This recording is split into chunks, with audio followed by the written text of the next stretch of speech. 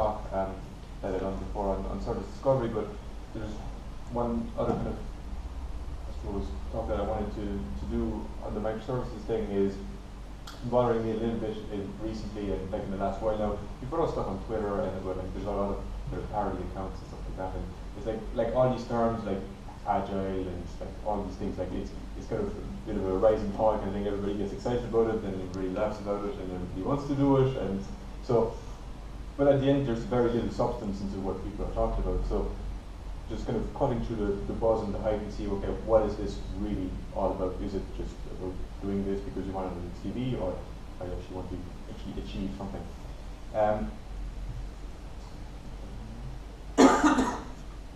Right, so who am I first to actually talk to you about that? So I've been a developer for more than 8 years now in Newsweaver. So Newsweaver, you may know, is a SaaS company, so we're doing a lot of software for internal comms platform for large companies, basically improving and unifying their communications through their employees, measuring the outcome that they have from their communication campaigns, giving them insights on how to help them create great content and engage their employees better, keep everybody on track and all that.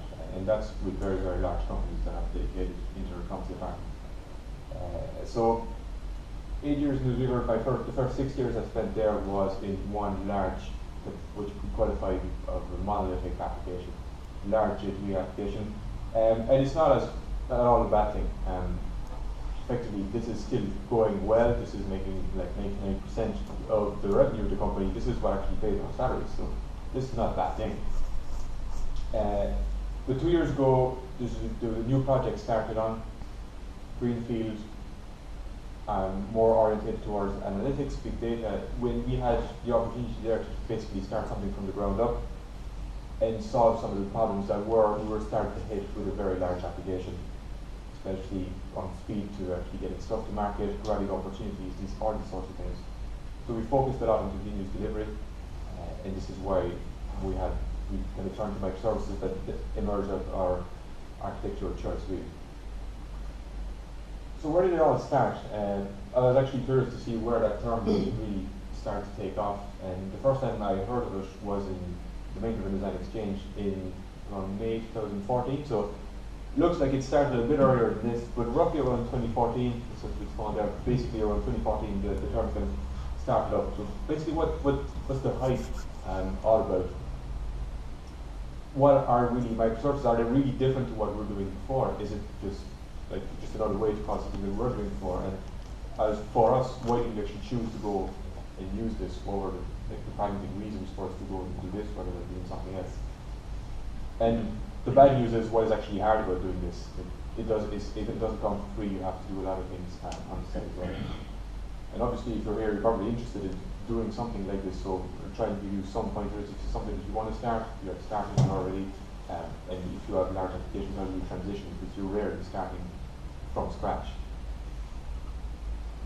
So before you can actually talk about microservices, there's usually the polar opposite is the monolithic application. Like, I don't really like the black and white kind of style thing, but usually that's how it's presented. So typically here we're talking like it's Java user group. So if you're in the Java shop, it's like kind of that monster J2E application, box standard, like with N tier, Hibernate, Spring, MySQL, Oracle, or all these kind of things. So the kind of massive singular code base. It's just one large code base. It's let's say like it's built in one artifact at the end, one big jar, war that's deployed over Tomcat or whatever other kind of container, and it's usually backed by a really big shared database with dump everywhere. So that's the typical when kind of refer about monolith. That's what is behind the term. Obviously there are variations, but that's microservices are coming as an opposite to this to solve some of the problems that come from actually working with an architecture like this. So what are the problems with dealing with one single architecture like the monolith? First of all, you get locked into technology. So let's say we had a big J2E application. The decisions that were made maybe 10 years ago about developing Java using Hibernate, MySQL, now we're kind of stuck onto the ceiling. It's very hard to actually experiment with something new. You can't say, oh, Go is very cool now. How can we actually say, oh, we want to try and do that new piece of the application in Go? We would like to rewrite that bit and try it out. You can't, because you have to rewrite everything almost. And at the end of the day, you end up with kind of the least common denominator of technology. You can't really do what you want, but you have to fit everything in what you have. So that's kind of, it is kind of annoying. It can be okay if you're happy with the tech that you have, but most times if you actually use it for a long time, that might be an issue. Then, even if you're happy with your tech, now you have years and years of development adding on top of it, like loads of code, organically growing. It doesn't mean that you're intending it to be bad, but it's just going to be very, very big. And when something is hard to fit in your head, well, you can only imagine how hard is it for people who onboard a project, like you have juniors coming in, and even seniors that might take months to actually get the grip, the grip of what's actually happening in that application. And it's very coupled with the fear of change and fear of unintended consequences when you actually write something. You say, oh, I'm not really sure if that's going to break something. And worse even, you're really afraid of deleting anything. And this is where this keeps growing, and you don't have the choice of saying, oh, that doesn't look like it's used. Actually, it's used, and nobody really knows, and for some obscure reason that maybe some guy doesn't even work here anymore and written. So that complexity is going to start hitting you, and the longer you leave it, the worse it gets. Then the delivery part of it. When you have everything packaged into one blob, then it's very disruptive to actually deploy it. Be it a single change or a huge amount of changes, this is the exact same process. We have to check it in, we have to run our build, that now maybe actually take about a couple of hours, run our integration tests, our acceptance tests.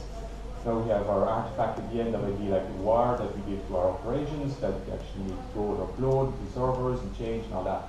And this is very strenuous.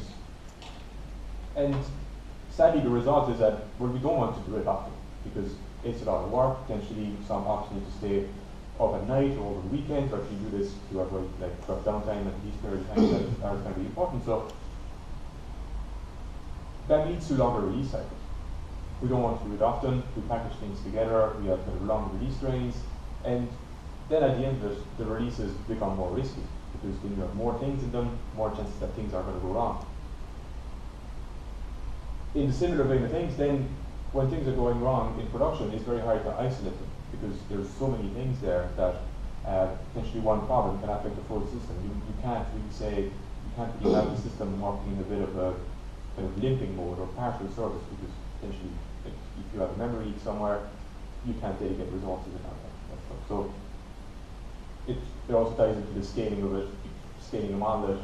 It's usually very suboptimal because you can't dedicate resources to specific parts of the application if they're all the same process, because all the resources are shared, all that kind of thing. So you can eventually throw more resources at it, like throw money at the problem, like a lot more resources for your single process, or you deploy multiple instances of it, then you get into problems like session affinity and like more problems.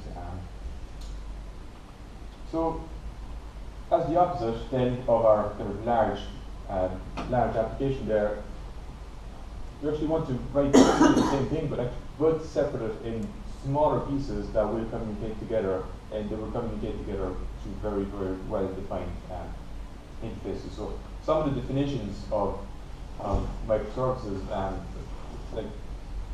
so I have a couple of them there, and I'll run through them and I'll explain the different terms in a couple of slides. So Adrian Cockcroft, he was the head of engineering in Netflix when they transitioned to the microservices model from like monolithic, I think, was it a Java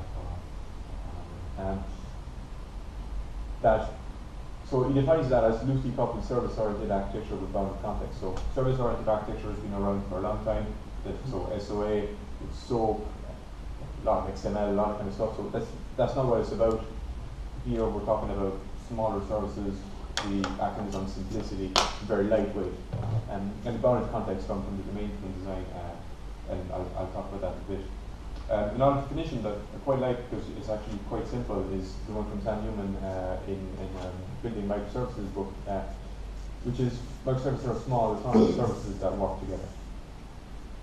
This is like the essence of really what we want to do. It's something small, something autonomous, and that we kind of have. They are going to be working together through well-defined interfaces. So, how small is small? Small actually doesn't mean that you want to have only a tiny bit of code. Small means that it's very cohesive. There's a lot of cohesion into what you're doing. It's single responsibility principle. It applies in any system, but when you're actually putting that in separate services,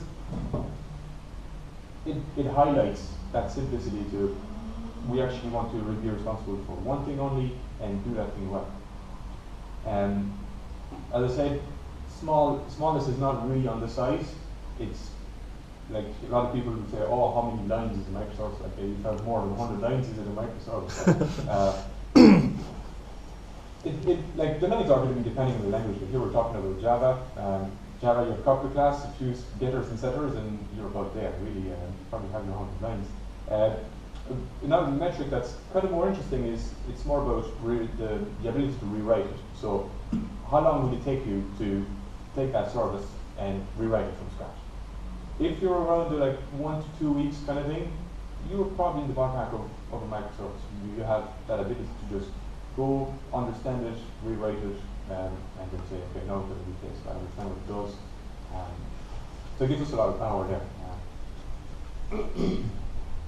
Then loose coupling is like one of the centerpieces as well. So there, like on the left-hand side, I'm just kind of an example of something that would be tightly coupled. We have a large application that, let's say, deals with product shipping. So like there's a catalog, there's shipping department, for actually billing people. So we have our large application there. Our context, so this is the concept of bounded context. Our different contexts, they're kind of very fuzzy. Potentially they're all relying on a product definition that they're sharing together.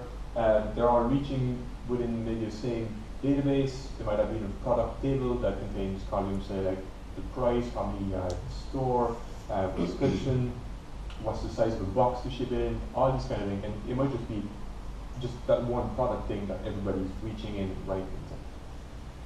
On the opposite, when we isolate these contexts, for example, if we had a catalog service and shipping service and billing service, they all retain their own data. They don't share the database with anybody else.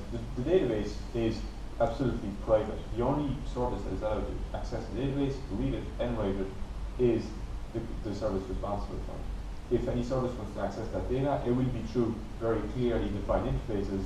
So they can be asynchronous or they can be synchronous. Like typically, you have a REST API over HTTP, that's the simplest one.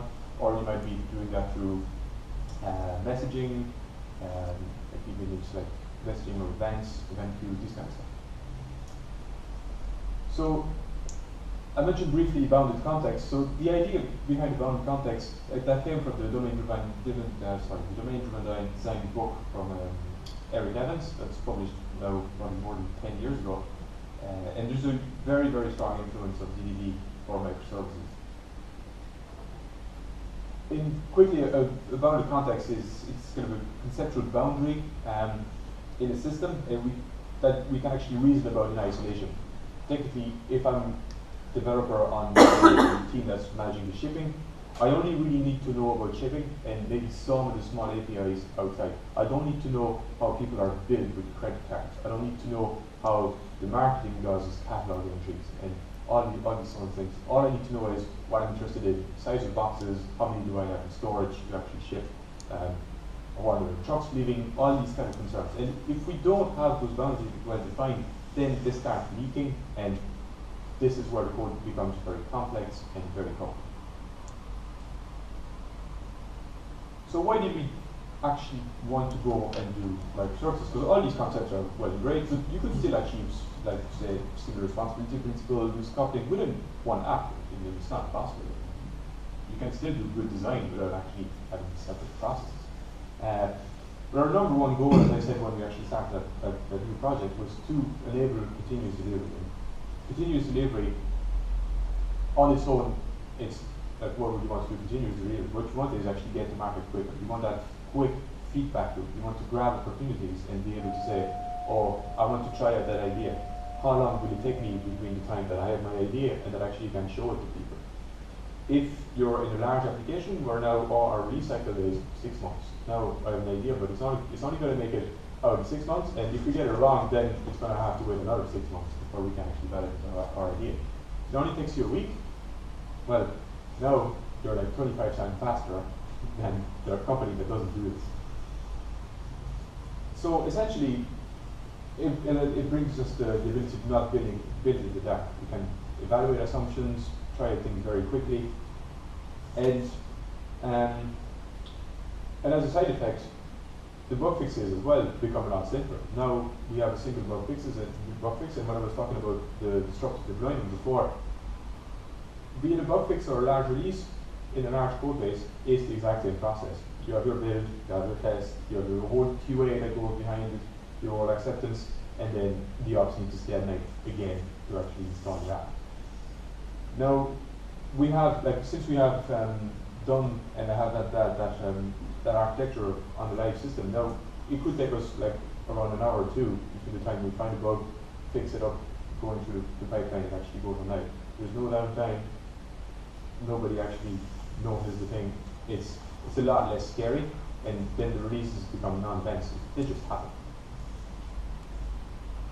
Second reason is the ability to experiment. So we want to be able to take something and say, would there be a better way to rewrite it? And we will also experiment. And when we experiment, usually the idea of experimenting is also being able to fail without consequences.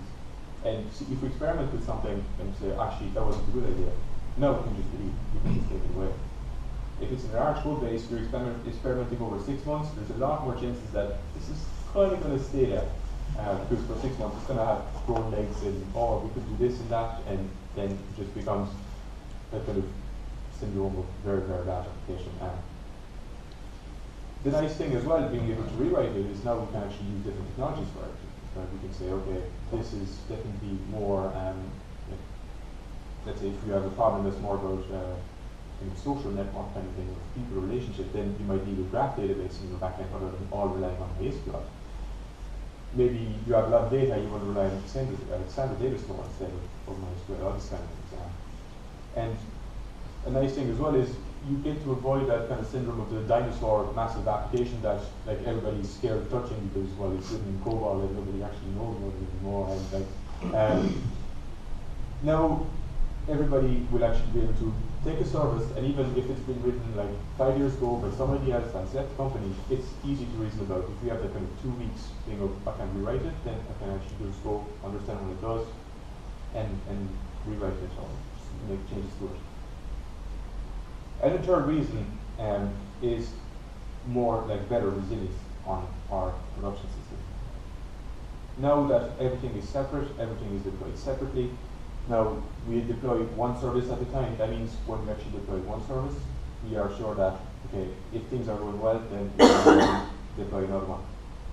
Since each of the services are individual, then it's a lot easier to pinpoint what are the problems. If something happens, we can actually see the history of, okay, this new service is deployed, is there an issue with that? The nice thing then is that since all these services are independent, we can actually have kind of, instead of having problems leading to downtime, problems lead to kind of degraded as SLA.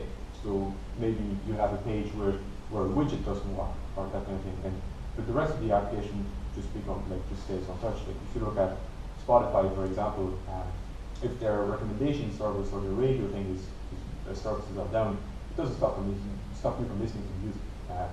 And in most cases, nobody is actually going to notice that it was down. Yeah, so that's the idea. Isolate the failures, make sure that you actually have things that can work without relying on everything in the system.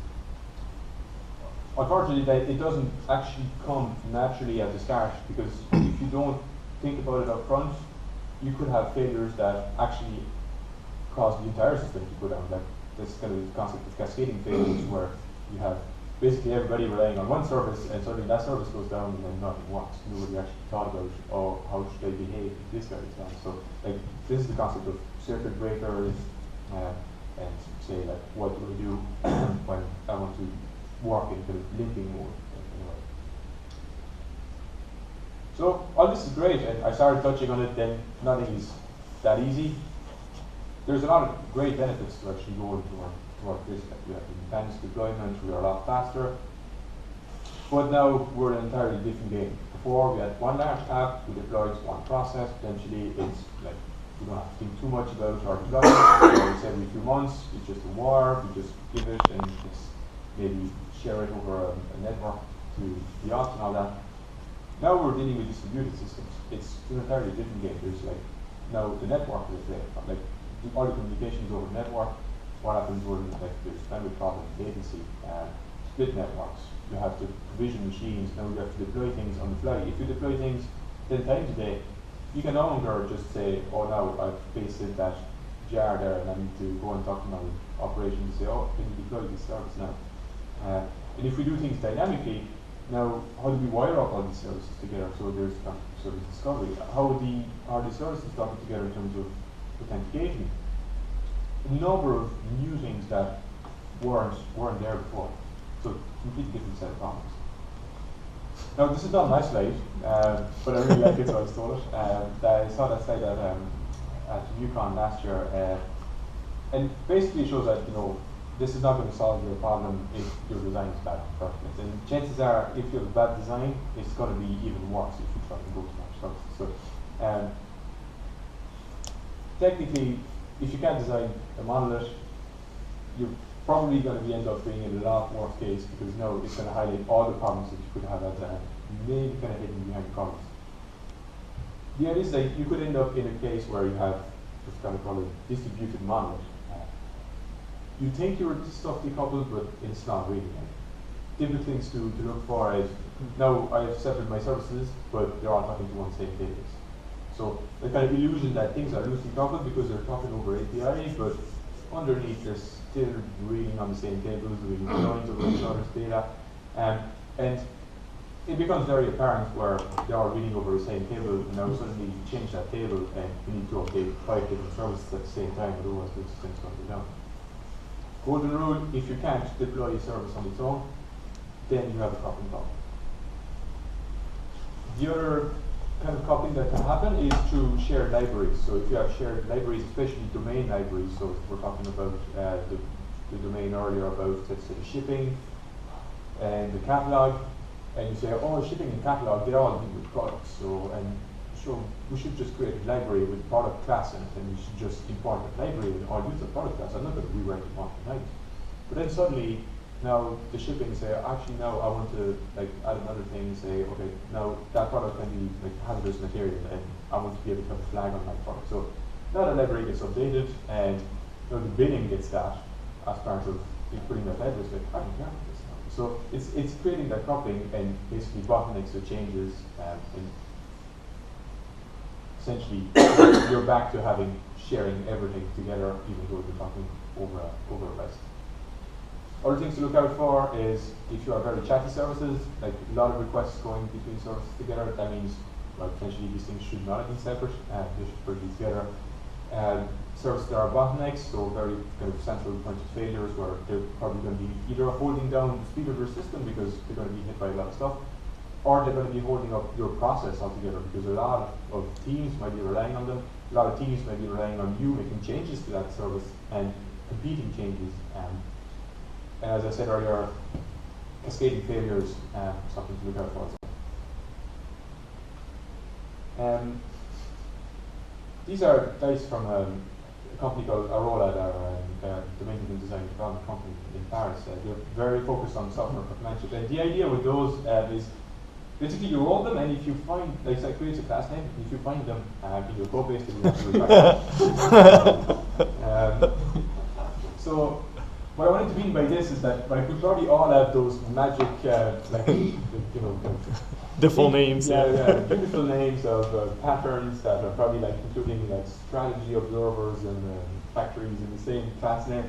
But what I mean by this is that the core of microservices is simplicity. So if you have very simple code, it's going to be a lot more beautiful than what you think is your magical snowflake of like 20 design patterns applied to 3 classes.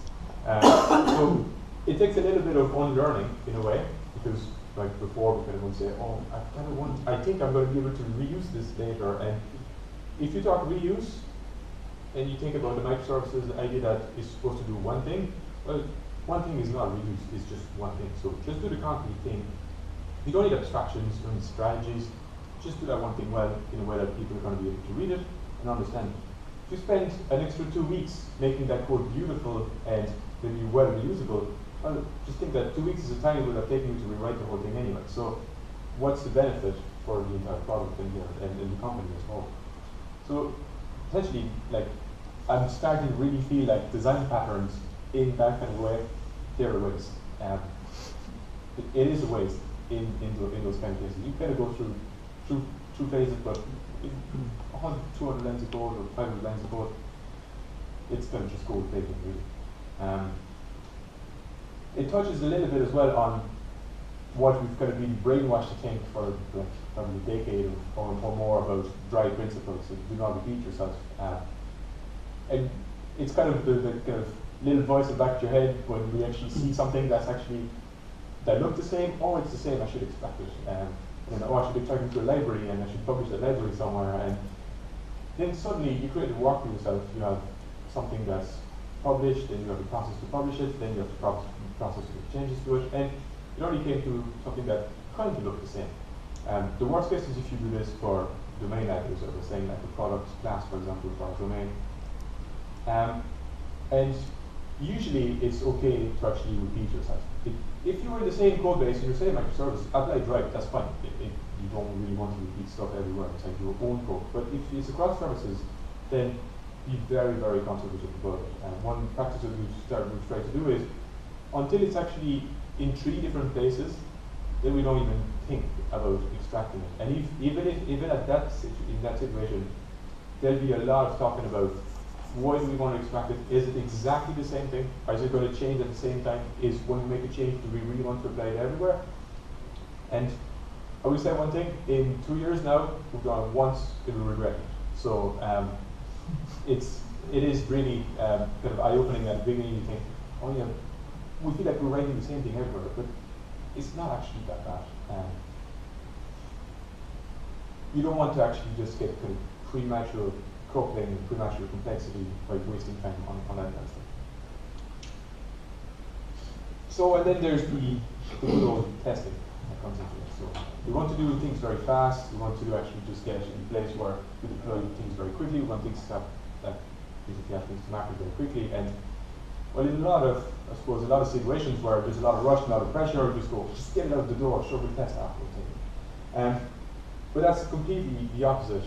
You actually need to slow down, and you need to put all these processes in place in terms of testing so that you actually have the confidence in deploying and push that deploy button maybe 10 times a day. If you don't have the confidence, then you'll say, should I be deploying this? Or it's like, it's Friday, it's 4 o'clock, I don't really want to deploy this now, I'll wait till Monday.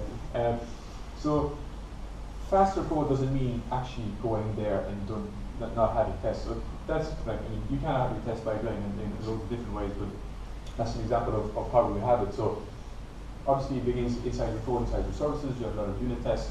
Unit tests, they're very fast, they're very reliable, they're very close to your code. It's easy to measure because you will be able to say, have coverage reports on that.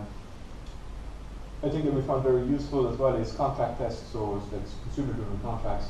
That's the patterns which you test integrations between different services. So technically, it will actually free you for that integration nightmare of now I have 5 services, I need to start them all up and try to have them interact to make sure that they didn't break each other's API.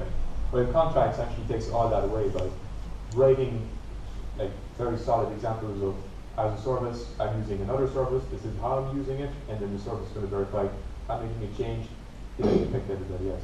And all this can actually run independently, they run as part of build, and they run in milliseconds. It's a lot different than actually starting up a service, starting up databases with it, that might actually take minutes, and that would be obviously a lot more brittle. Doesn't mean that you don't do integration tests as well in a staging environment, but you're going to do integration tests of a different kind. They're more kind of more edging towards acceptance. They're more edging towards behavior. They're going to be a lot more coarse grained. Using things like BDD and Cucumber in that kind of stage is very useful, because you are actually going to say, no, I'm not retesting that. All my code is actually perfect in terms of coverage. Now I'm going to see all my stories working fine, and it's actually easier to reason about from a product point of view. The product team can actually see, okay, this is what we're verifying. And finally, on the live system, we have synthetic testing. So synthetic testing and synthetic monitoring, they're going to be very, very targeted. It's only for kind of core critical functionality. And the idea is that we actually want to see what are the core users doing, and if what they're doing is breaking. So like a very simple example is, can you log into the system? So rather than going to intricate, say, I want metrics of knowing how people log in, and if less people log in or whatever, maybe I get a warning. What I want to do is to actually say, well, we simulate the user that tries to log in right next. So just, it's there, it starts up, try to log in, twice the thing, happy out the screen. If you can't log in, then an error comes out, and then we actually know, okay, there's a problem, let's look it up.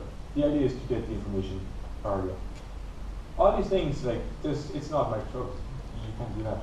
You can't do that anywhere.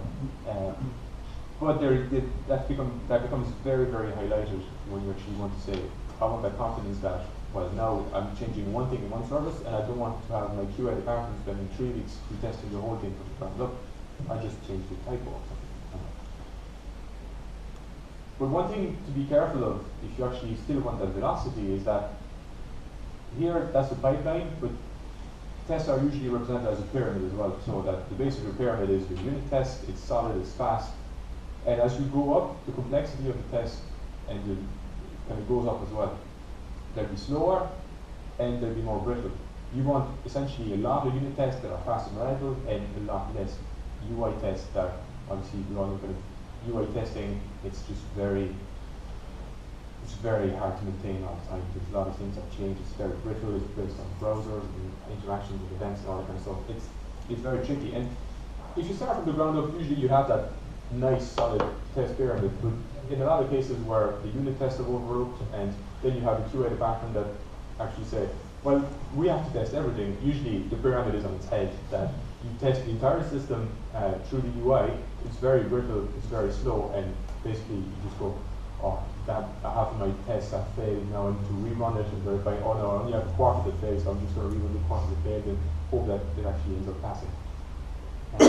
So one thing to look out for, if you actually get very large UI tests, UI regression tests, you're going to kind of lose your velocity, because the brittleness of it. Then there's no escaping the DevOps. If you're not sitting with operations, if you're not talking to operations, or if your operations are in a different country or a different time zone, it's going to be a lot harder to actually get there. So DevOps, if you're probably aware, so that's kind of more the philosophy of talking about the collaboration between the operations department, breaking down the operational silos between the product, the operations, the development, that there's no longer kind of that situation of, well, I'm a developer, I commit my code, I'm finished, throw things over the wall, and then somebody's going to deal with it. And in some cases, maybe it's going to be deployed 6 months later, when you might have moved to a different project. So it means that there, well, before we might have had, as I said, a big war, they begin to our ops, they deploy Tomcat on bare metal. They don't really care about like setting up some kind of server or whatever. It's just like, sure, we set it up every year or every 2 years or something. Now the platform where we actually can get all that stuff built becomes very important, because we need to be able, as developers, to just do this on our own. And like the feature teams, the product teams need to be able to deploy things on their own, monitor them on their own, and look at everything themselves. So one of the first things that needs to come into play is deployment pipeline. So you need to be able to say, now my service is ready, just give me a button so that it's going to go on the live system. And it's no longer now the problem of the operations team to just do that manually. They actually give us some kind of an API that you can do that for. So the operations is going to become more of a platform team that they actually manage that product for us. Then there's monitoring. So now we have isolated failures, but now there's a lot of more reasons of things to fail. And they're isolated, there's a lot likely that we will see them as immediately as we would have before, so we actually need to look at how things are actually behaving. And on the same thing, the monitoring will help us measure our assumptions. How did we adapt this new feature? How can we actually publish a metric that will tell us, oh, what we've done actually made a difference? That is kind of tied with alerting as well, that monitoring is great, but if you have dashboards you never look at, that's kind of wasted on. So one thing is maybe to put dashboards in kind of radiator of information that you have that in your team space. But the other thing is maybe to set up some kind of rules and thresholds on some of your metrics. And well, for us, we're using CorkJUG for actually sending those alerts, and we're experimenting with Slack at the moment. All this kind of ties together. Then, when we have a large application, usually there's a problem. We have one big log, maybe a SSH machine. If you look at the log, that log is copied to you somewhere else. Now we're going to have maybe like a couple of tens of services, or maybe hundreds of services that might have 2 or 3 instances each. And now there's a problem. How do we know where the problem happened? And how do we actually just look at the logs? We're not going to go and say, look at each of the services and look at the logs, and we'll take that log and that kind of stuff. So you need log aggregation, so you're probably familiar with the Kibana interface, so that it's the LSAC, Elasticsearch, Stash, and Kibana. That we take all the logs, make them searchable. On top of this, you need a little bit of work in the format of your logs, because you want the format to be similar across all the services. You probably have something like the correlation IDs, so that you can actually track the request through different services. You might be able to see, okay, this happened, what happened before, and all that kind of stuff. Again, I would say this one thing that could have existed anywhere, maybe part of the deployment pipeline, less important, but like monitoring, alerting, logging, could have done that in large scale, and you probably should do it anyway. And finally, there's the whole place of where are you going to put this. Before you might have just had bare metal machine in Tomcat. Now, let's say you have services in Go, in Ruby, in Node, in Java, because now you have that kind of polyglot technology kind of stuff. And if you actually go to your office, now I have gems, and I have NPM packages, and I have jars. Can you just deploy this and like, oh, which version do you want? Which version of the Java do you want? Oh, I've got RVM, and then it becomes a nightmare. So Docker kind of just steps up in there and solves a mountain of problems. In our pipeline, every single of our services, the packaging unit is a Docker image. So regardless of the technology, at the end of our pipeline, this is a Docker image that is going to be used to be deployed as a Docker container on our system. And it's relying on Kubernetes, so root of Kubernetes for orchestrating these deployments. So Kubernetes will overlook a cluster of different machines running Docker, and pass it in, like, say, I want to run this service, I want to run that many replications of it, and it's going to make sure that they're there and all that. Kubernetes will also deal with service discovery quite well, and this is something that we're transitioning to. And then a bit lower level, there's all the infrastructure and cloud and configuration management. So there's AWS, Ansible for configuration management, and these are all new things that now it's not only the platform that needs to learn. Like as a developer, you also need to learn that bit, because you're going to be exposed to it. Especially, let's say, if you want to spin up your own environment as a dev team, say, well, we have our staging, but we'd like another one to actually just kind of play around. Well, you're going to have to know, okay, how do I create Ansible playbooks to provision the US instances and all that kind of stuff. So if you're looking to start, like we're lucky enough that we had the opportunity to do this 2 years ago, and really happy of where we got, but there's a lot more work that we need to do. If you're looking to start, I would say one thing is just really keep it very simple at the start. There's a lot of different moving parts there, deployment pipeline, monitoring, like Kubernetes, discovery, and all that kind of stuff.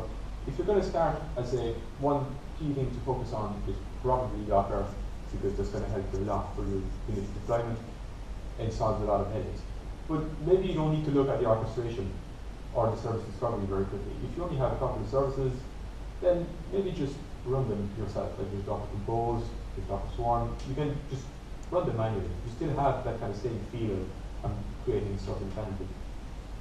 And the architecture and the platform, especially the platform, you actually need to treat it like a real product. It is a real product. There's a product team that needs to maintain it. It's never, oh, now we have set up our continuous delivery platform. We have Kubernetes, we have Docker, off you go, and then the ops just go and okay, so they're usually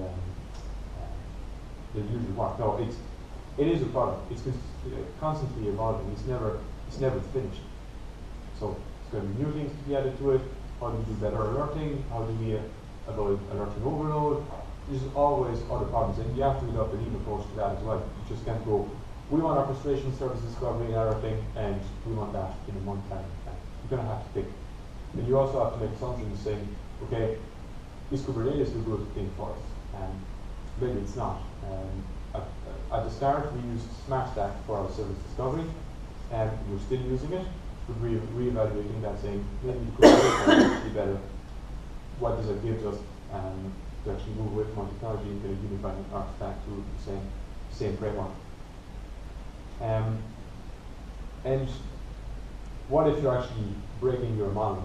So what if you're actually not starting from scratch and you want to just go say, no, how do I split my app that we've developed for 10 years? But bad news is very hard. It's very hard because you will have so many different points of coupling, usually at every single level. So and the worst bit is usually the database. It's going to be a big challenge because now you are relying a lot on probably very complex MySQL queries or maybe HQL queries that will join a lot of databases over different contexts. And if you don't have your boundaries of your context well defined inside your monolith already, you're not going to get anywhere by splitting anything out. So the first thing is to know the domain. Just know your boundaries, segregate things inside. Maybe start looking at different pieces of your database and start splitting out into different tables. And avoid people reaching to database, reach to some kind of very small data access layer that you specify for that actual table. And now you've isolated that part, now you can split it out. And if you're then into a stage where you want to split things out, do not replicate the exact same thing. If there's no value into taking an existing thing and rewriting it outside.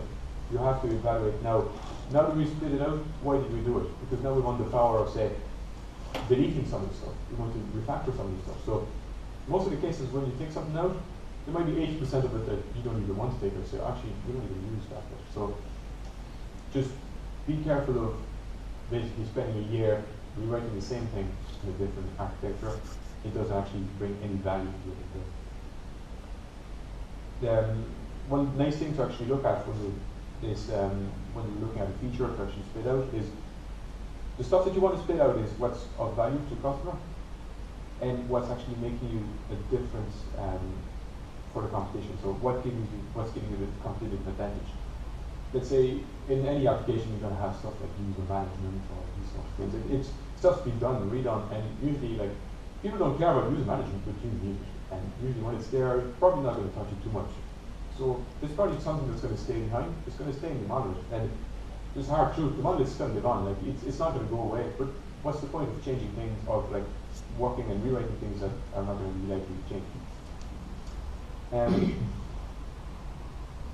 So at the end of the day, what was it really about? Well, one of the big thing I would say is just don't get hung up on the terminology and on the name. It's just spend your time trying to build what makes sense to you in terms of the architecture. There's very, very kind of big when I'm talking about it, I know I'm doing it. It's like there's the monolith and there's microservices. It's never that black and white. You will have common code bases that are relying on separate processes that communicate over message queues, that might have separate databases, and like they're actually in practical terms more decoupled than if you have separate code bases all using into one database. So it's not about just trying to fit in one box. It's about kind of making sure that the domain is right, that we have that kind of loose coupling, that we have that agility to say, now we split by one thing without affecting the rest of it. And as companies grow and then there's a lot more teams, these kind of friction, this is what's going to stop and cripple development. You have to this is where we're aiming, not necessarily just being called microservices. At the end of the day, we actually found that it made a lot of sense for us. It highlights those kind of points of coupling very quickly, and we'll be thinking about it very upfront in terms of design. Well, before there would be a bit of a tendency to just go and say, jump in, implement, make the product happy, but at the end of the day, you make the product done. But I should see this sort of free lunch, like a lot of people would say it, the platform is a huge task, and in reality, in the last 2 years, coming from that project, I would say 50% of the time, but it's probably closer to 2/3 that we've actually spent on all the outside parts, all the platform, the different concerns about orchestration, Docker, and all that, than actually building a product. But what we've invested there is something that will allow us to just react and basically innovate a lot faster. And this is what actually makes you a different sort of disruptor inside the market. And some of the stuff to us, like I said before, but to be careful of this, like now that you can use a lot of different technologies, it doesn't that you have to. So don't go and implement a lot of different things because it's the latest good thing. You're free to experiment, but when it comes, languages are less of a problem, but when it comes to, like, say, data stores and all that kind of stuff, it has a kind of serious operational overhead where, like, if now you have 4 teams and one team says wants to make SQL, the other one with Cassandra, the other one with, like, Kafka, and the other one with, like, whatever, Mongo, then your operations are going to go a bit crazy because, well, you have to back up that data, you have to replicate it now, they have to make configurations and all that kind of stuff. So there's a lot of gotchas. I went through a few of them today. But what I wanted to show here today was that there's reasons behind going microservices rather than actually just doing C-driven development. It's really about getting that agility, but you have to know that you can't really do that without paying the cost. And that cost has to be paid up front because you won't be able to say, oh, I'll do the testing next year. So obviously I can't go through everything in like an hour or something. So like the Sam Newman book on the left, Building Microservices, is absolutely brilliant. It covers a lot of the problems, from the domain, from authentication, discovery, all these sorts of things. It is a very good book. Then the famous domain-driven design book from Eric Evans.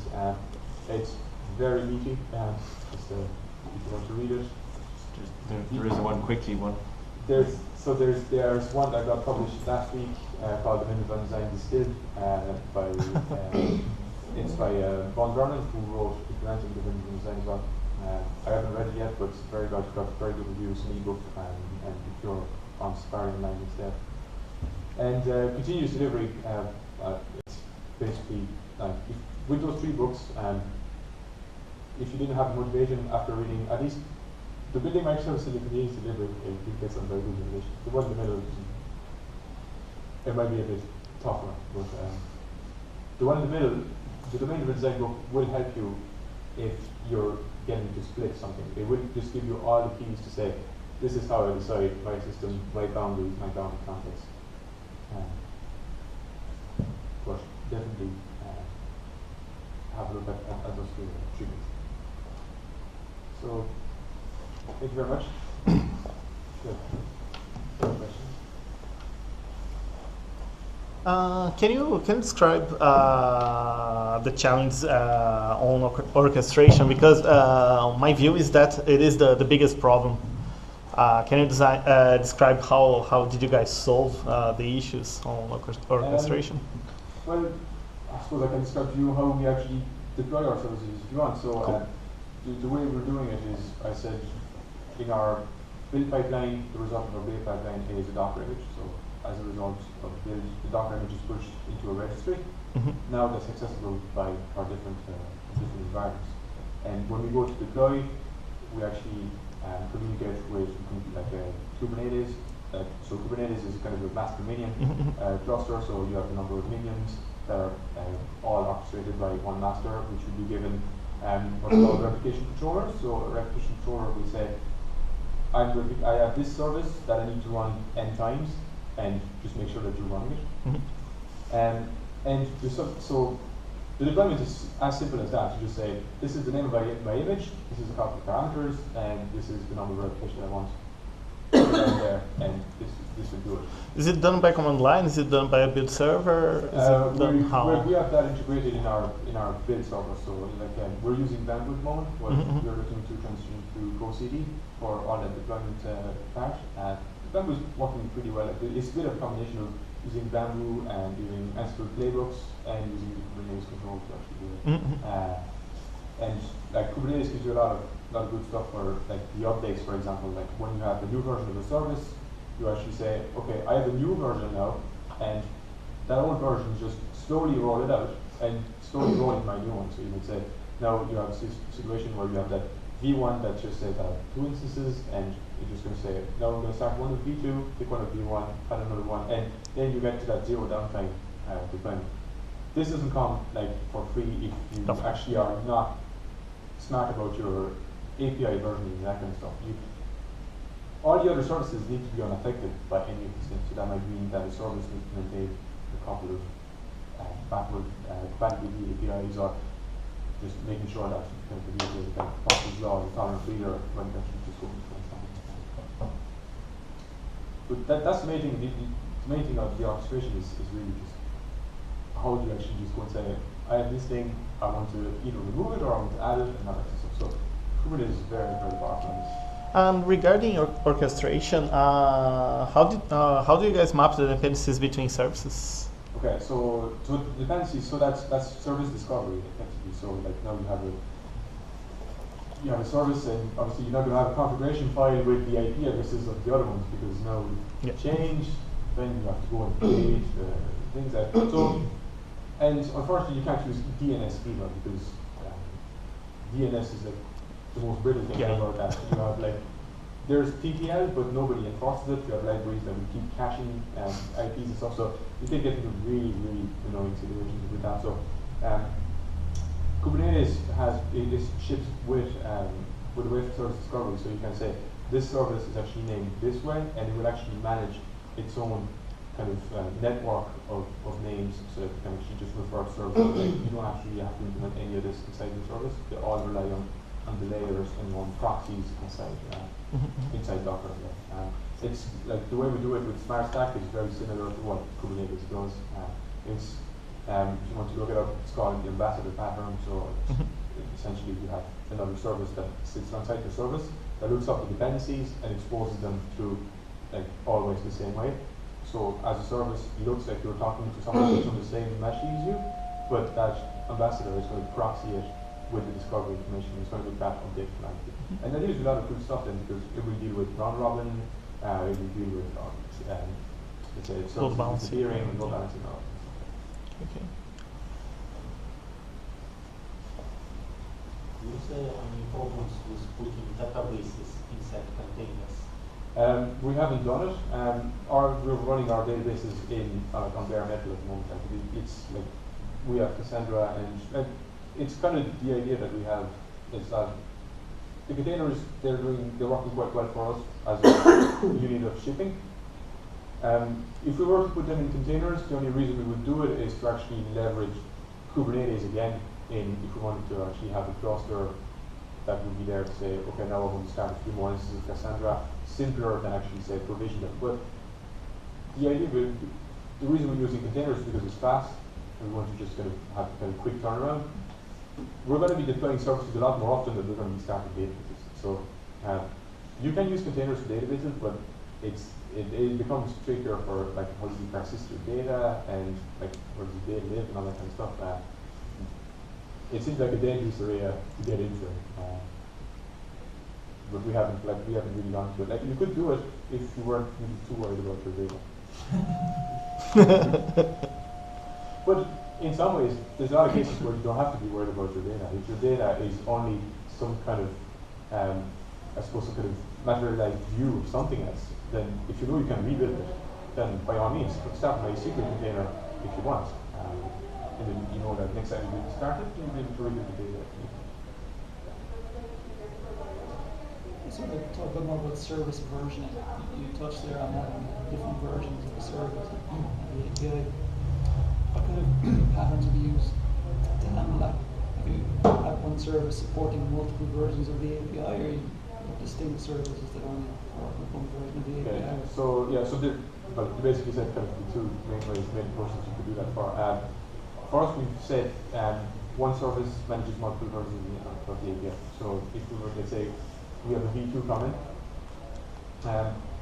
you would actually have the service have both V1 and V2 endpoints and route like the V2, like the V1 ones that just can understand what it means in terms of V2. The other approach is to start two of them. The problem with starting two of them is that then you get to kind of a bit of headaches in terms of the routing. How does the calling service know which one to talk to? It's kind of easier to encapsulate that into one. We found that. And I would say one thing is like the API versioning problem can actually become quite secondary if the API is designed in such a way that it's going to be easy to actually make it backward compatible. So, like I was saying, like tolerant reader, so be loose with actually what you receive. So, like if we actually say, now we're sending like our product now as a definition or something like that, or a description, but the service didn't expect that description, it shouldn't actually just say, I'd refuse that payload because it has more information than I asked. So the APIs, all these APIs are kind of internal, so you're not kind of publishing a public API either, so you have more communication between teams. Like we haven't so far, like I think we have one instance when we had to change the version of an API. But that's like so far we've been like quite good to being able to add more into things without actually just having to create versions. And contracts play a lot of role into this as well. That you make sure that those contracts are actually backward compatible with these APIs are. I've seen some people implement microservices on sophisticated frameworks, type patterns. Like I've seen some people build their own frameworks. I've seen people try to do it without any framework at all. What do you use? How do you plug these things together? What do you use? So the framework, you mean in terms of the code, or do you mean in terms of like deployment and? What sticks these services together? What sticks them together is pretty much Kubernetes, and for in our case Smart Stack, but Kubernetes would actually do the same thing. So it will rely on a lot of things that are kind of composing that platform. So they will all need to be communicating one way or another. So let's say Smart Stack relies on Zookeeper, for example. So all the discovery information will be stored in Zookeeper, and this is where they're going to be all grouped together because they know where to find each other. Kubernetes works on etcd, which is really much the same thing as Zookeeper. So it's got key value stores that are distributed, highly available, and all that. So it's pushing the problem to somebody else. Like you could actually roll your own discovery thing, you could roll your own orchestration thing, and like as a matter of fact, this is pretty much what's everything out there. It only really started a few years ago, and a lot of these companies, they just said, oh, we want to do microservices, and like you have places like Netflix, Spotify, and Airbnb, and they all have their kind of custom way to do orchestration, to discovery. Like a lot of these things are open source. So when I'm not familiar with it, so I'll have to look it up. But when you have service A talking to service B, or service A wanting to make use of service B, how does it connect? Does it connect? So once it's found into service B, like, does it call it directly, or does it call it through the framework? Or it will call it over HTTP. So just typical REST API call, and so it would just be okay, get me the list of products, so just call like get over HTTP that just returns JSON. That's the kind of standard thing that we've done so far. The other way to communicate is through message queues as well. So then it will be more asynchronous. Send a message, and the service is going to pick it up, and then it's going to put another message in another queue, like that kind of stuff. So these are kind of two different approaches. You can like some people are also doing kind of RPC style stuff, but I think the rest over HTTP it's a lot easier to reason about, and if you don't have a huge amount of traffic, it's usually a lot easier to debug as well, because you can read the endpoints, you can read the payloads and that stuff. So Yeah. Does that answer your question? Mhm. Yeah. Basically, we use JSON to communicate to services or to microservices in them. But at the end, you need an object. For example, product have to be sent from one microservice A to B. So are you replicating the object, the DTO object, in both microservices, or are you using SAR libraries to Yeah, connect objects? excuse me, yeah. So this is where there's temptation of actually sharing an object, and the idea behind that concept is that each of the services might have their own slight different understanding of that payload. So what I was saying before, there's another team that comes in, or maybe someone interested in everything that's in there. Then you don't actually have to deserialize the entire thing. Maybe you can say, oh, I'm only deserializing the name of the product and the price of it, because that's only the thing. So from what I've seen, it's really, really advised not to share it on the network. You don't want to kind of tie yourself together with these objects. It feels like you're duplicating things, but in reality, you're going to leave yourself with the flexibility. It's like, maybe you're duplicating them, but if one side is changing, do you really want the other side to change at the same time? And if it does, then it does cost you a lot more to just go and have that kind of one line on the other side. It's about the kind of cost reward kind of thing. And to me, it feels a lot nicer to have a bit of duplication, because you actually will be rewarded with flexibility behind it. And potentially, those two services might not even be written in the same language anyway. So you give yourself the opportunity to say, like, you're dealing with JSON, so you can have an old service that outputs that, and the other side you might have Java service, so you might have, I don't know, something very specific. And so you won't be able to share that, and then suddenly, if you want to have that kind of domain, then you'll have to publish that in different languages. And in my opinion, it's not worth the hassle. It actually causes more problems than actually sharing this. It is a bit of a mind shift though when you first come to microservices. Absolutely. Like that. You're so used to hearing the joy principle and so used to design patterns and you never duplicate code and all that, it's number one rule and all, but so you do have to kind of put that to one side a little bit and come at it with a fresh mind. Yeah, it's a lot about a lot of the things that you come in from a very large complex application when it's layers and layers and layers, and it's like when you're writing something small, then inside your service maybe you don't need dependency injection, maybe you don't need annotations and beams and all the stuff that comes with Spring or whatever. It's like your Bootstrap or application, you can create your beams yourself and inject them into the structure. It's like, this is what it does, but why do you need that kind of heavy stack to actually do that for you, while it's actually just very probably less than 10 classes that you're going to be wiring together. So then you don't need layers to say, oh, I have my data access layer and my service and my tool and all this. No, you can probably do that in one go. It's not that bad. You won't have to navigate all these classes.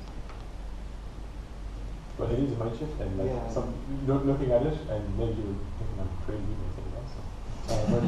But when you look at it the first time, it's probably not anymore. Where are layers, where are transactions, it's a lot easier to read when you actually get it. Is there any way to secure, any solution to secure the communication between two microservices? Because it looks that it's everything open. Yeah. Do the security over the net. Well, first of all, if you want to secure it over the network, yes.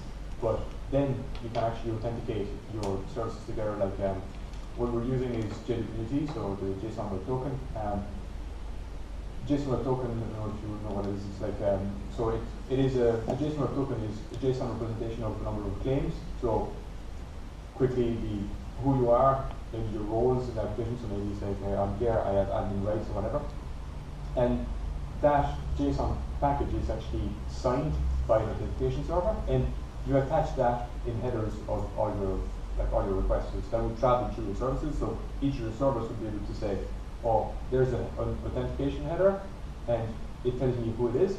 And I can also verify that it's been signed, and I can verify that, okay, I have a key that verifies that somebody didn't forge that token to me. So you can deal with your authentication and your authorization that way by actually basically tagging all your requests, which that can go explain saying who am I and I have to do this. That doesn't solve the problem as if you want to say, okay, this service should only be accessed by this guy, but not anyone else. Other ways to do that is to actually improve on the signing essentially of your tokens and sign them only with keys that you actually only give your key to maybe a service that you want to allow you to call you that kind of thing. Again, it's like it depends. What do you want it for? Do you want it for really security purposes that you have to do it for maybe ISO purposes or whatever, or do you want it to make sure that the other team doesn't call you? Maybe if you don't want the other team to call you, then maybe you should just tag it. Communication is definitely better than just trying to secure everything. Do you do A/B testing? Not yet, but that's one of the things that's coming ahead. This is one of the things that is part of the platform, and that's definitely non-trivial. It's actually, there's a lot of concerns around how to route, who's going which way, and all these kind of things. But ultimately, this is the kind of architecture that enables that kind of stuff. So that A/B testing and enable deployments, try something out small of users and make sure that it does perform.